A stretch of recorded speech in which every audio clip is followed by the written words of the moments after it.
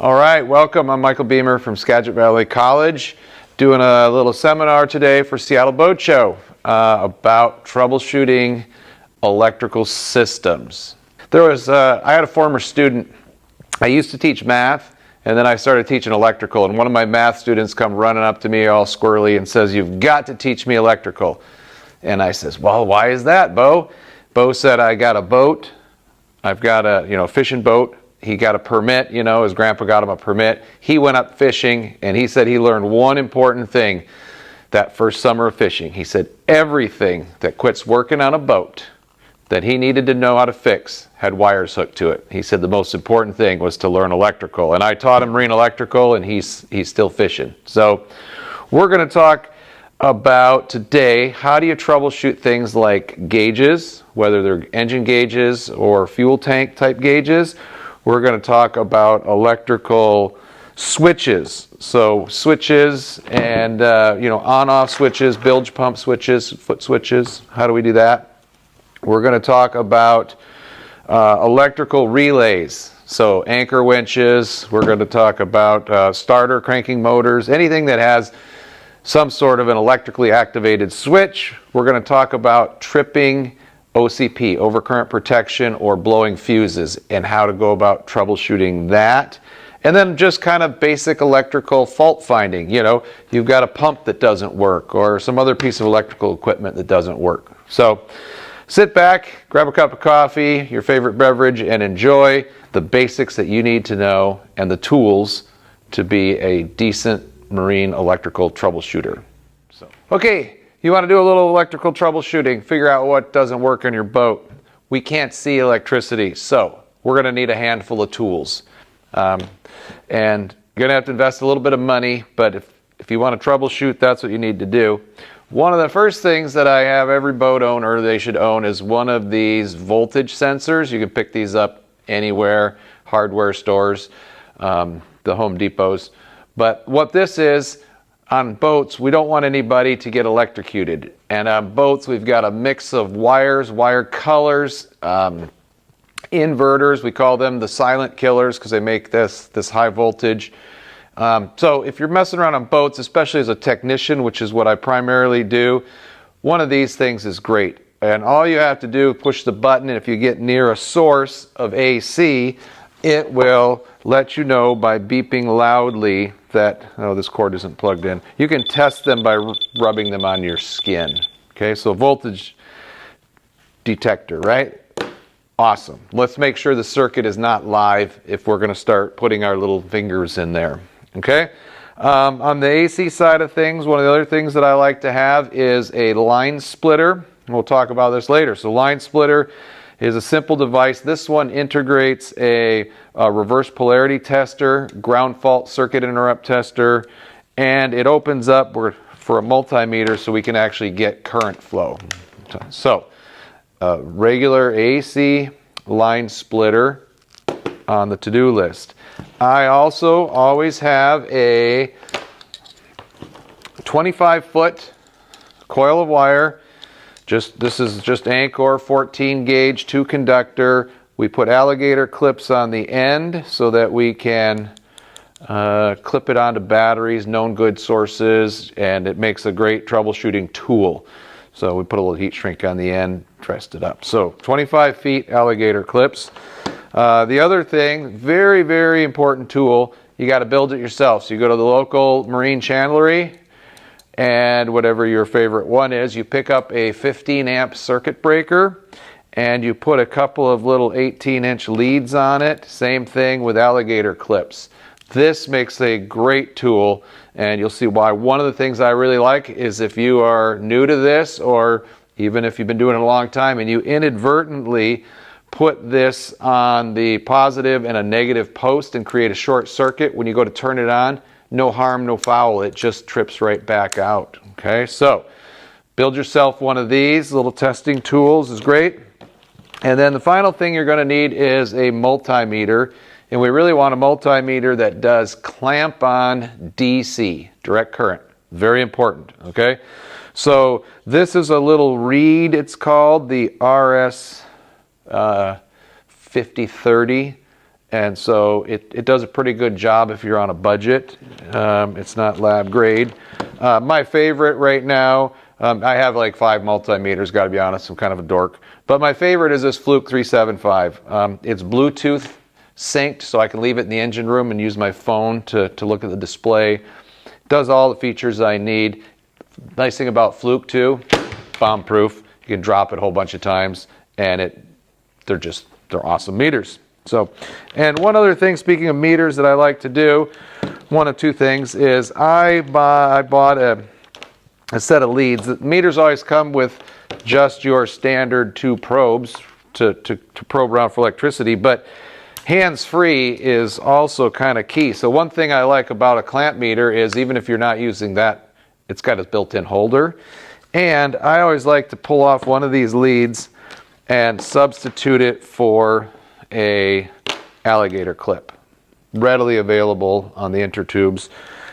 Put it in here, and now I could clamp this to a ground, a negative or a AC ground, and then just probe and have a hand free. So it's often quite useful. The other thing you could consider is I always have in my tool bag 3-foot long silicone nice jumper wires, and so you could potentially just use this to connect your negative over to a battery source. Okay, so those are the tools. Now, with that said, with any electrical troubleshooting, we start talking multimeters, not a multimeter course. If you're in for that, you need to go find another video or go online. There's tutorials, there's lots of information. But you need to, in order for this, what I'm going to talk about for troubleshooting, you need to be able to do a couple of things. You need to be able to do AC and DC voltage. You need to be able to do DC current and AC current. So the trick with these current, these meters are awesome that will pick up, they can actually see how much electricity is going through a circuit. So if we had a tripping circuit breaker or a circuit, we could clamp one wire and know how much current is going through there. It's an important skill. Got to know how to do that on your multimeter, AC, DC. The key is you have to have one lead. A lot of people, the misconception is you take this and you've got a circuit and you clamp it around this nice piece of white Anchor wire. And you turn on the pump and the meter still says 0. And that's because if the pump is using 7 amps, if there's 7 amps going to the pump, 7 amps coming back, this thing sees 7 positive, 7 negative, the result would be 0. If you want to know that it's how much current is going through the circuit, it's got to be a single conductor. Okay, so voltages, current, and then you should be able to check resistance. More importantly, you should be able to do a continuity test. A continuity test is a simple, take your multimeter and turn it on, and if you, oops, I just sent it to microfarads there. You want to be able to get that beep. So the beep is very important to hear, that when you touch the leads together, you can know that there's a circuit. And what that means is if you start here and go to here, out through an electrical circuit and back, continuity. Or if you're testing something as simple as a fuse, overcurrent protection. So those are the things you need to be able to do with this set of tools and a few things on a multimeter in order for all this information you're going to get to be successful. So if you need to, pause this video and make sure that you can do those things. So, and now let's get started with electrical troubleshooting on gauges. Okay, let's talk about gauges. Gauges are often something that act up, and why isn't it working? You lose temperature, you lose your oil pressure, it doesn't matter. A lot of times fuel tank gauges, these old style, also act up, and so a lot of our electrical gauges act very similarly. And so no matter what type of gauge it is, as far as on these engine gauges, there's some basic troubleshooting you can do. And so when you go to attack this problem and this happens to be a temperature gauge. So let's say your engine, you stop getting temperature and you don't know what's wrong. Well, it's really straightforward. You can write down these steps, but the first thing you do is, I have this powered up here with a battery, is you want to make sure that the gauge has 12 volts. And so on the back of all of these gauges, there's typically a multitude of things. There's always a dash light and a bracket maybe that holds it, but we almost always have a positive or an ignition. Sometimes it's marked with an I. We have ground or negative, and we have S for sender. All very similar. So first thing you're going to do, if you want to find out if your gauge is working, is it has to have 12 volts in order to work. Okay, I'm assuming we're on a 12 volt boat. So what I do is I take my multimeter and I go to DC voltage. I've got my little clip put on here, and I clip that right onto the negative post on the back, and then I go to my ignition I, and sure enough I see that I got 12.1 volts. So I have power going to this gauge. If you don't have power right now, you're going to stop and you're going to find out why. Okay? Now if it's a gauge cluster, remember you may have to have the engine ignition on. But here's one place where now if you have known good power, if this gauge is absent of power, you could take your circuit breaker and clip on something that you know has 12 volts and put it on the back of this gauge, and you could turn it on, and if that gauge starts functioning, you've solved the problem. It just didn't have power source. Now how do you fix that? Well, trace that wiring back hand over hand and find out where is that gauge getting its power from. And could be a blown fuse, could be a connection that fell apart, whatever it is, but at least you know now that you're looking for a power problem. Now, if it has 12 volts, then the next test we're going to do is we're going to try and determine, is it the gauge that's at fault, the interconnecting wiring, or the sender itself. Sender could be in the fuel tank, it could be this one sticking up here. This is a temperature sender, could be oil pressure, whatever it is. So, easy to test. We can determine if the gauge is any good. You go to the back of your gauge, and you can use a little jumper wire like this. You could use your circuit breaker.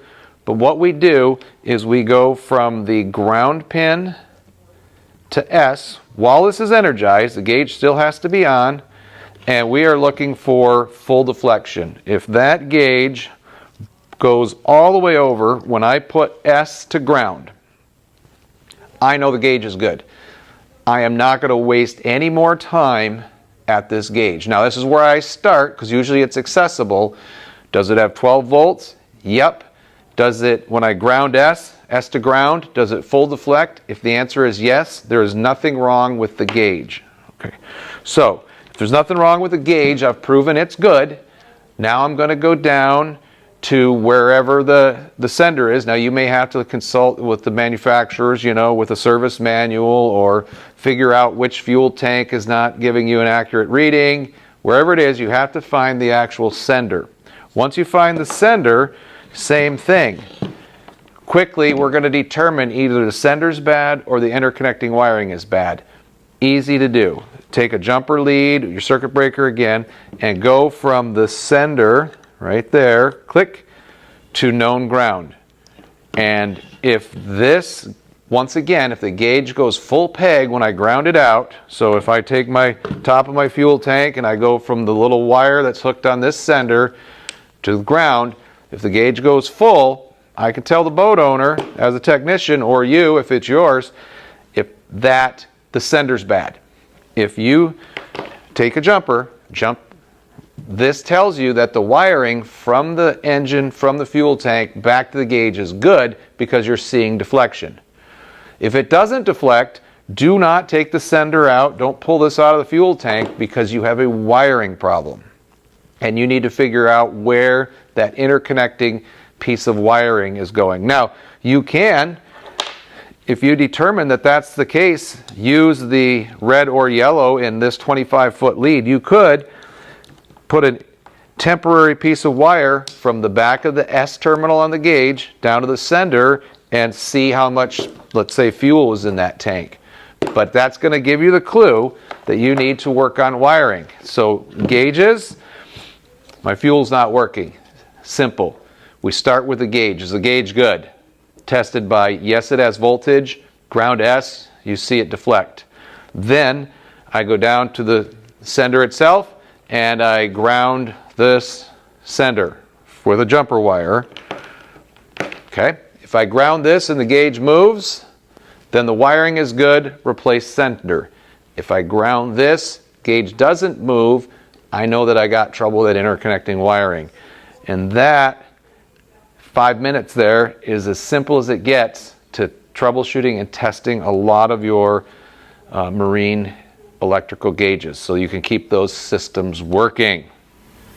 Okay, so just talked a little bit about gauges. Let's talk about switches and a little bit of troubleshooting. So one of the tests that we talked about was this continuity test, where we go to ohms and we power up our meter and we can get a beep, which is great because that means there's a path.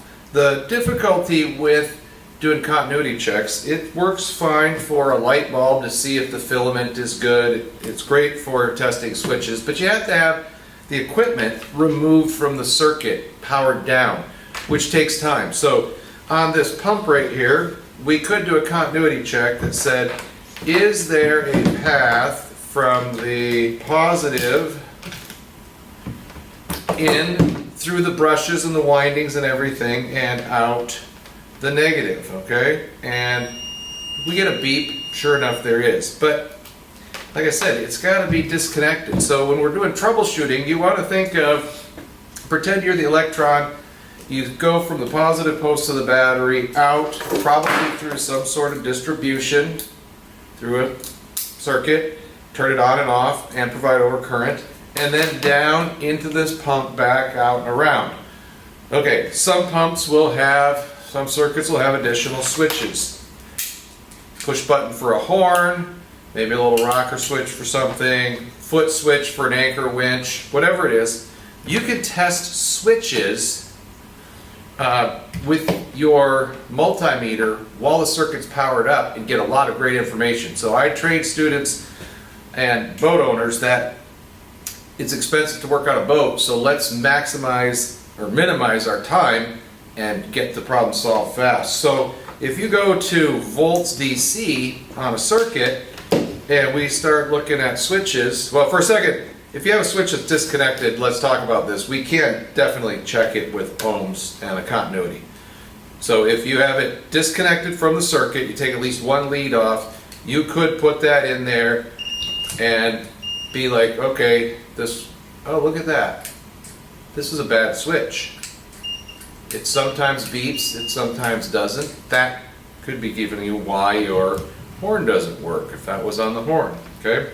Let's try another switch and continuity test. And hook this up. And sure enough, this is a good switch. Okay? 0 ohms of resistance when it's closed. So, but if it's in the circuit and I don't want to disconnect this and I want to be fast and efficient, you can use volts on a powered up switch to determine if that switch is any good. And how you do it is you have to think about it. It's not intuitive. It's backwards of what most of us would think. So if I have a switch like this for my horn, what happens is that the power comes up from the battery and goes to one side of the switch through overcurrent, and then from the other side of the switch down to the horn and then around back to the battery. If I take my voltmeter and go DC volts and put it on this switch, if it reads, when the switch is open, it should read 12 volts because the multimeter is looking at the battery positive on this side, and this side goes all the way through the horn and back to ground, which is 0 volts. So when the switch is open or off, you should see 12 volts. If you push the switch, there's no ohms or resistance, there should be 0 volts on here. So if you turn a switch on and get 0 volts, you know the switch is good. So if I go up here and I'm troubleshooting this foot switch and I go down below here and I see 12 volts, I have somebody step on the switch and I still see 12 volts, the switch is faulty. When you push a switch, now, and here's where it's really important, if you have something that's getting low voltage, if you turn the switch on and you see 1, 2, 3 volts, that means you got a bad switch as well, because it's not making a good connection and you're losing voltage there, which could be why something is acting up and not working. So doing a simple voltage test, and by the way, we talked about having this jumper cable right here, 25-foot leads. If you're troubleshooting this switch by yourself, which a lot of times technicians do, you're going to go down to the anchor locker, you can clip on these 2 leads and run this out the forward hatch. You could be up on deck with your multimeter and you can be pushing this and seeing if it works. And as a boat owner, if you actually use this to make the connection, if you knew the switch was bad, you could get the anchor retrieved. So very valuable, as I mentioned. Okay, now one thing for technicians, when I mentioned this Fluke Bluetooth, that's another thing with this meter is awesome. I can hang this in the anchor locker. I can clip these 2 leads onto the foot switch. I can take my phone up on deck, push the switch. I should see 12 volts when it starts, and when I'm not pushing it, and when I close that, I should see 0. So, good old way to troubleshoot. Okay, so that's a good test that works on almost all of our switches. So remember, continuity test is good for looking to see if we're making a connection or not. If you want to test something, it has to come out of the circuit. So just using your voltmeter in volts and testing a switch that way works really good. So, all right, let's go on to the next part. Okay, let's talk about, we just talked about switches, circuit breakers going to a pump. Another thing that you need to understand when you're troubleshooting a circuit, so let's say we've got this right here and it's to empty our gray water tank, okay, or whatever. So, and we're having trouble with it. We can check and see if we have power at the source. We can check if the switch is good. One thing that I like to do when you get into troubleshooting that we find is when you're poking around, if you unhook this pump and use your meter, you often could see 12 volts at a product if you've got some bad wiring, some corrosion, and I call it ghost voltage. It looks like there's voltage there, but if you actually try to do work, it goes away. And so one thing that I like to do if I'm troubleshooting this or if I'm changing it out is to use a terminal strip. Now you don't need a great big one, you only need 2 if it's a pump. But I like to have my equipment hooked up with 2 of these leads onto a terminal strip with ring terminals, and then from my source, because I can turn the system on and I can probe this with my meter and see if I have voltage while I'm trying to do work. So if you have a pump, a refrigerator, and it looks like it has 12 volts, but you turn it on and that voltage goes away, you know you have a wiring problem that you've got to sort out. And so terminal strips are good. You want to use, if it's in a wet location, the terminations with heat shrink and glue and put some corrosion block on it, but it's nice.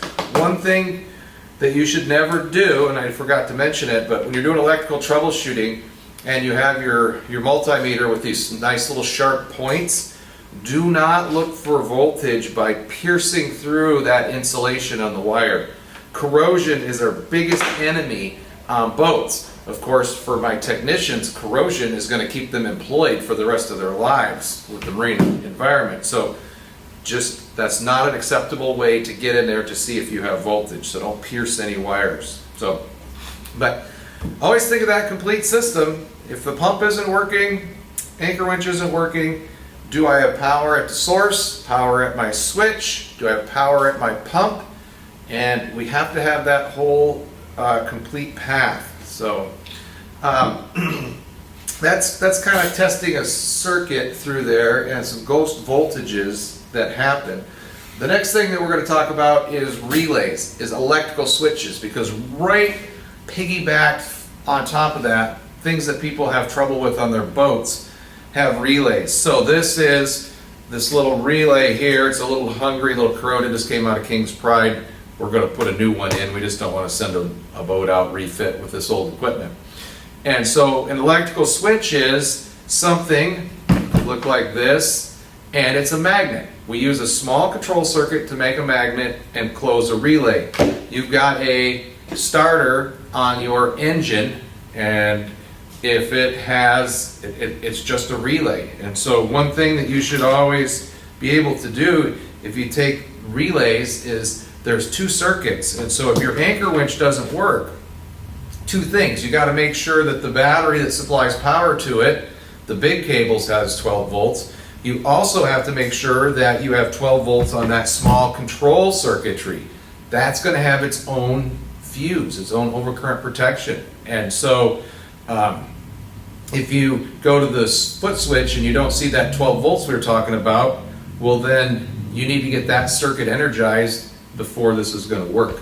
So troubleshooting electrical switches, same thing on a, it's not, you're going to have to look at directions on a lot of this stuff, but often you can energize by using your, I usually recommend the circuit breaker.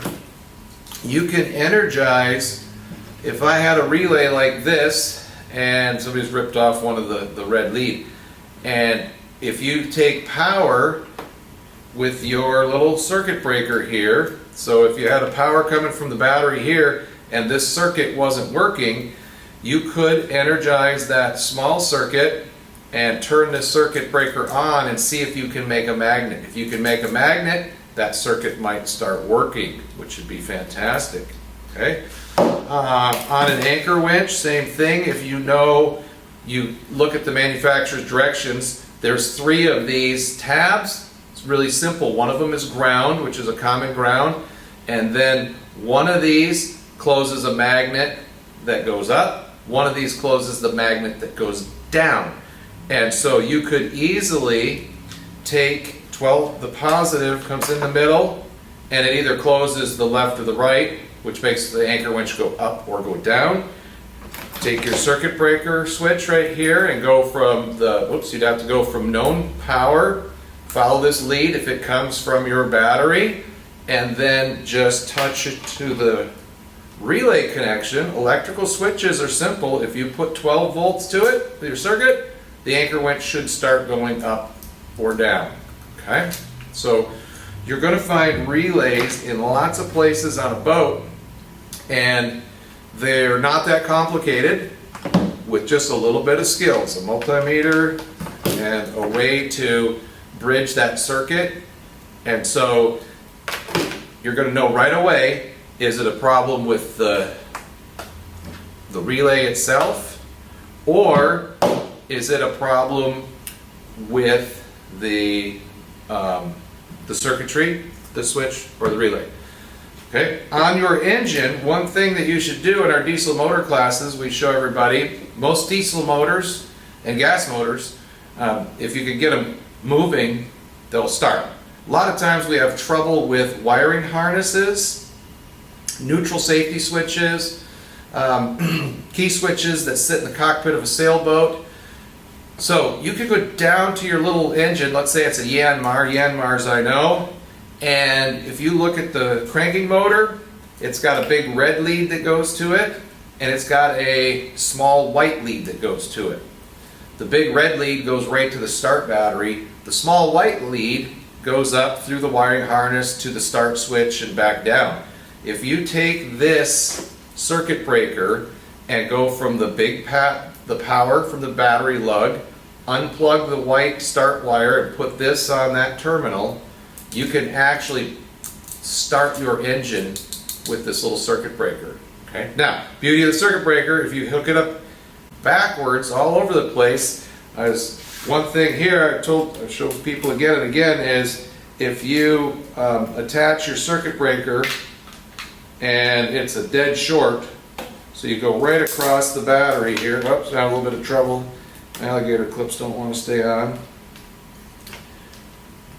Now, if you put a wire across this battery right here, it would short right out. if I put this on and I'm troubleshooting, this thing just trips right out. No harm, no foul. So this makes a great troubleshooting tool for your marine systems.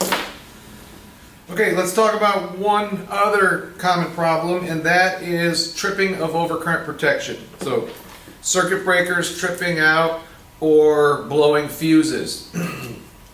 And generally, if that's happening, there's three different things that could happen. So let's say that this gray water pump, once again, is the culprit. We're turning it on, it's not pumping out, the shower's backing up. Okay? Why? So if you trip a breaker or you're blowing a fuse, the first thing we want to know, how much current is it? If this pump maybe is on the fritz, if it's seized up or if it's jammed, the overcurrent might be doing its job. So remember I said you wanted one of these that could read DC current. Okay? How many amps is something putting out?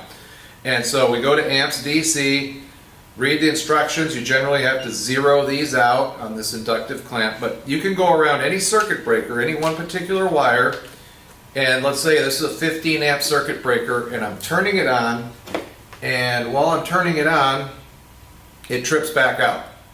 Well, I can watch it here. If it's only 7, 8 amps, far under, but it's tripping out, maybe I got trouble with the overcurrent protection. Pretty rare. Okay, but if I'm turning it on and I see 25 amps, it's just doing its job. Okay, so let's say it's pulling 25 amps or more. It's got potentially a short circuit. How do I find that? Well, once again, you want to be fast and efficient. So if it's tripping overcurrent protection, probably either the wire has issuing, the wires to it, or the unit itself. Easiest way to do that is just to disconnect the positive lead. And remember, this is where I like to have pumps installed and things with a terminal strip, so I can just pop the red wire out. I go back up to the nav station, I turn on the circuit.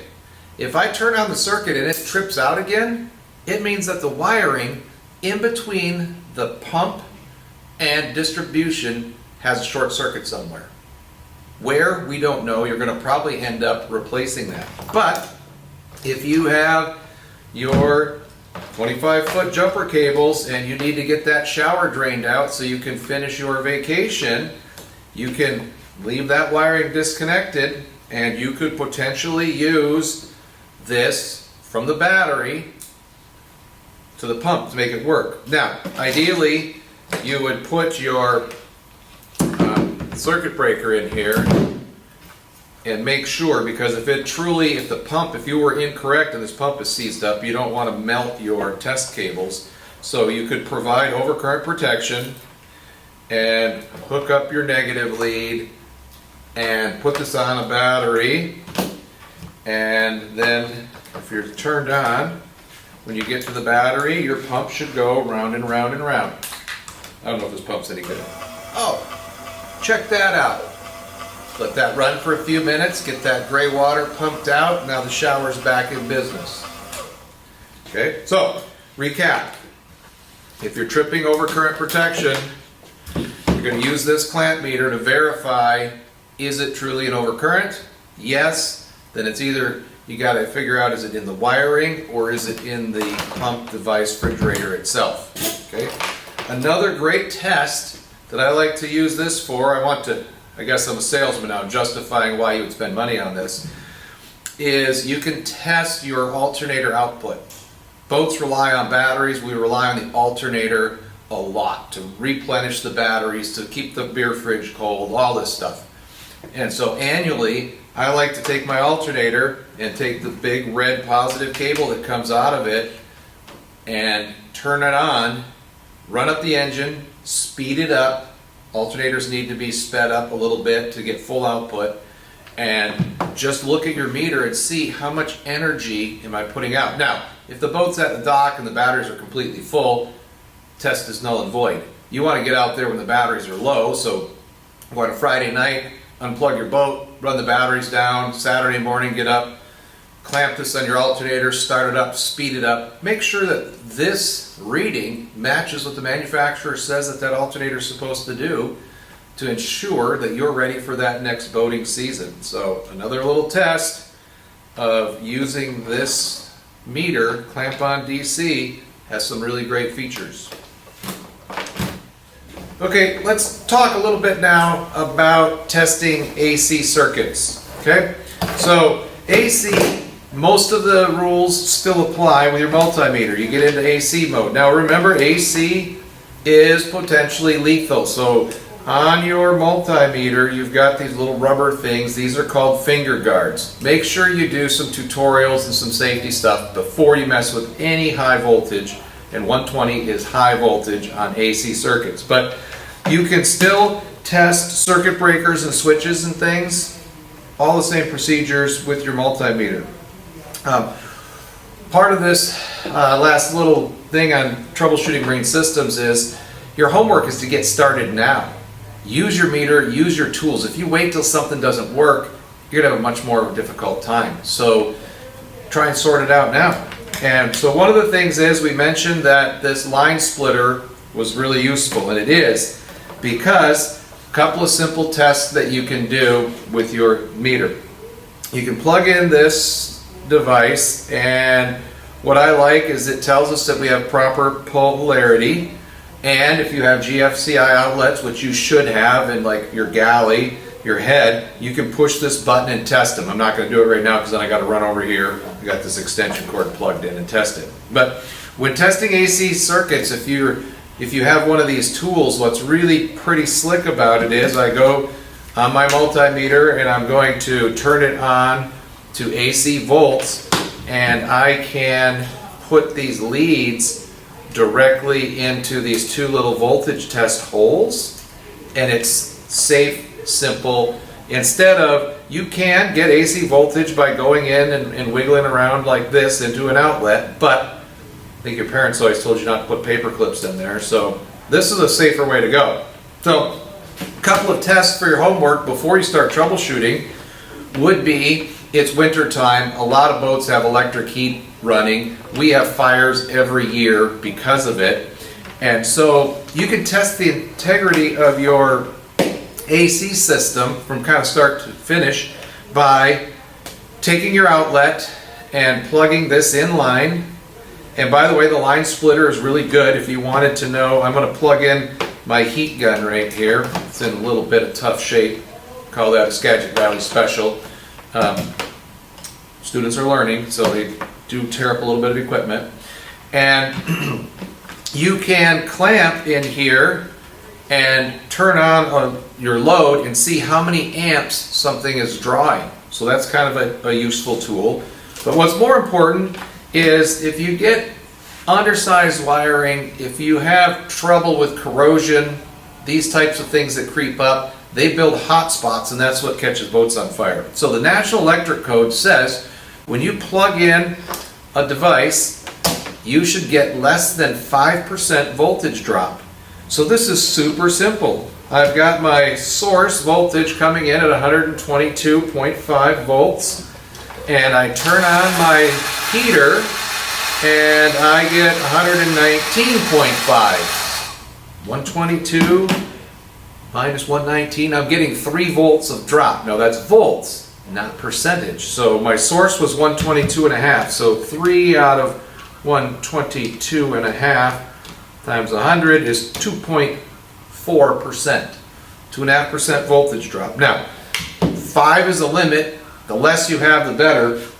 You should never run an electric heater on an extension cord. This is going to give some voltage drop right off of the bat. Okay, so that's some useful troubleshooting that you can do on the AC side of things with your clamp-on meter. All right, well, once again, thanks for watching. This is kind of new to everybody at the virtual boat show of trying to turn our presentations into film. So I think you got stuff out of it. You can go back and re-watch this and take some notes. But remember, your homework is pick out a few tools, make a couple of things, get down on your boat and do a little experimenting. Electrical troubleshooting for some of us is a lot of fun. It's not fun when things quit working on our boats, but we want to have a few tips and tricks so that we can get our boat back to port or fix something. And if you actually troubleshoot and find a faulty switch maybe on your horn and you replace that yourself, or you find a pump or whatever and you get in there and fix it yourself, that's a good feeling. Saves you some money. So hopefully you enjoyed this presentation.